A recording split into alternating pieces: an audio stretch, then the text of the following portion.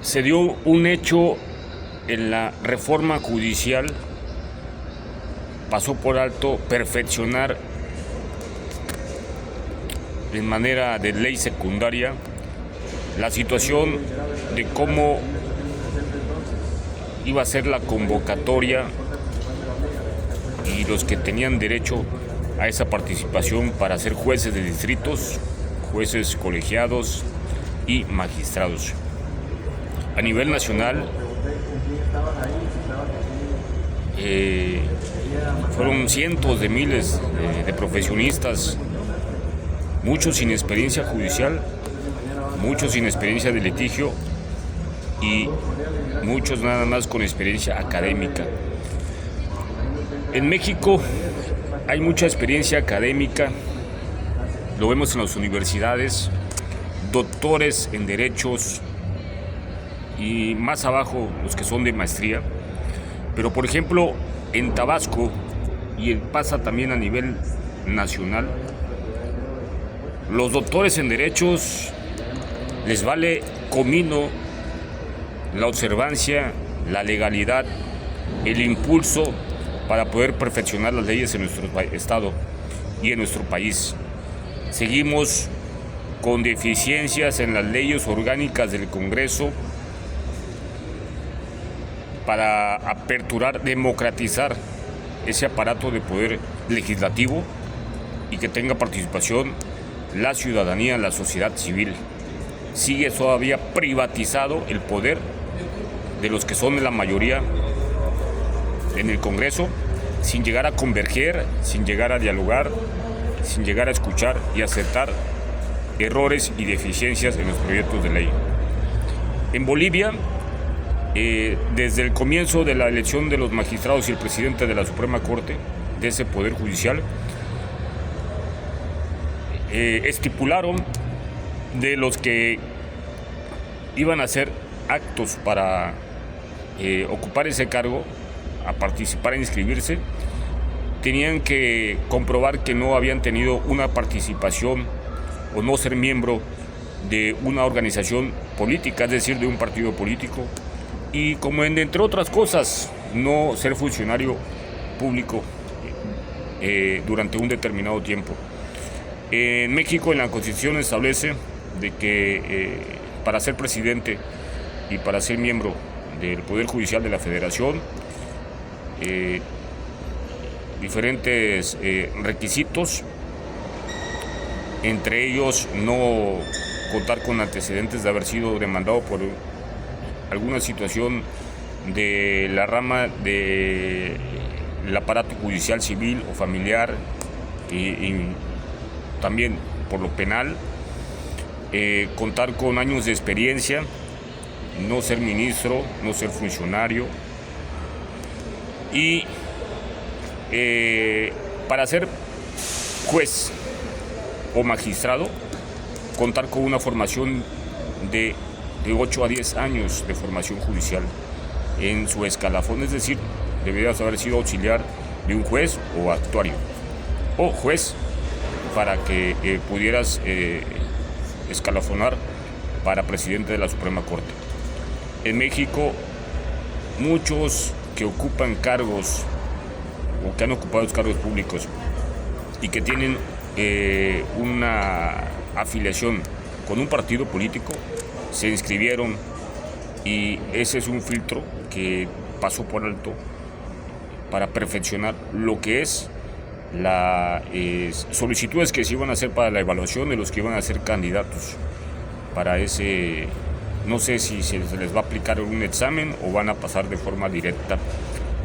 o cómo es que se va a hacer para que se gaste un millonario presupuesto en la elección para jueces de distritos y jueces colegiados. No había necesidad de eso, solamente era necesario depurar la Suprema Corte civil para democratizarla con los magistrados y el presidente. Pero se metieron hasta la cocina, porque una designación de jueces de distritos y jueces colegiados es que luego podría pasar de que ellos reciban órdenes desde las más esferas altas del poder de los estados o del gobierno de la República para ejecutar una resolución a modo de un gobierno. Eso estaría muy peligroso para la situación judicial. Tanto costó en la historia de México la formación de la Suprema Corte de Justicia y del sistema de la ley de amparo. Hay referencias de que ese sistema y esa reforma judicial se parece mucho a la reforma de Santa Anna, en la cuestión de involucrar a funcionarios judiciales que tienen totalmente perfil identificado con una línea en el poder, como en el tiempo era el santanismo, que fue una dictadura, y que así les llamaron ellos la supremacía constitucional, ¿sí? Y dejar sin efecto lo que es la convencionalidad de la jurisprudencia, dejar sin efecto de que no iba a estar sujeto a amparo una reforma judicial. Creo que es algo totalmente que destruye, que lesiona el sistema del derecho mexicano, la democracia, y que está afectando esos principios de lucha histórica de México. Porque si dicen, muchos, respeto su opinión, yo también soy miembro de un partido de izquierda, bueno, que saben que se formó en ese tiempo de izquierda, pero la democratización de un poder judicial estaría bien hasta cierto punto, pero hay una noción histórica de lo que tanto costó lo que es el control constitucional, y dejar sin efecto un amparo indirecto contra reformas que afecten tratados internacionales y derechos universales en cuestión en materia de los derechos humanos. Es algo totalmente que está afectando el Estado de Derecho, el contrapeso de la aplicación de la justicia en México. Y no podemos decir que se va a democratizar y con eso vamos a ayudar a superar a México. No, hay mucho que por hacer en materia de cuentas públicas, hay mucho que por hacer. El canal del Congreso, ¿por qué no reforman para que se haga un canal institucional abierto al público, para que veamos y escuchamos lo que pasa en el canal del Congreso de lunes a viernes durante todo el horario de las sesiones? Eso no se hace. ¿Por qué no transparentan la situación de las cuentas públicas de los estados y de los municipios en el Congreso, que debe ser información de manera fácil hacia el pueblo mexicano? También creo que la situación de democratizar, sí, pero también hay que tener un respeto a la judicialización, a la aplicación de la ley de manera eficaz, pronta, imparcial, legal y totalmente justa, sin compromisos de que después un presidente o un gobernador ordene a un juez de distrito, a un juez colegiado, resolver un amparo de manera totalmente favorable hacia la ilegalidad. Eso son las situaciones de que también pasó por alto reformar, para que fueran sujetos a sanciones los que van a ser cargos de elección popular para ese sistema judicial. Pero vamos, hay mucho que por hacer. Ojalá también hubieran reformado que en la ley del ejército no se iba a usar la fuerza pública contra las manifestaciones sociales,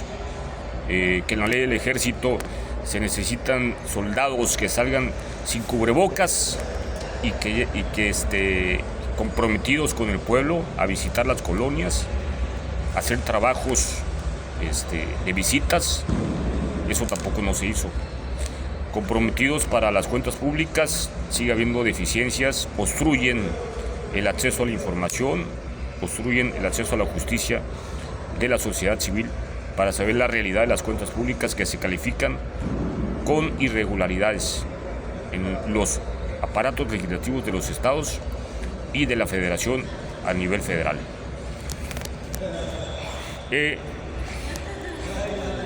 No hay que distorsionar lo que fue el esfuerzo de la lucha de Juárez, de la revolución y de lo que el esfuerzo de esos jurídicos o juristas que impulsaron la ley de amparo para dar legalidad y combatir el abuso de autoridad y combatir lo que es la centralización de la aplicación de la justicia. Tanto costó y ahora la democratizan y a ver cómo nos va. Esperemos que no seamos otro Rusia, o otro Cuba o Venezuela.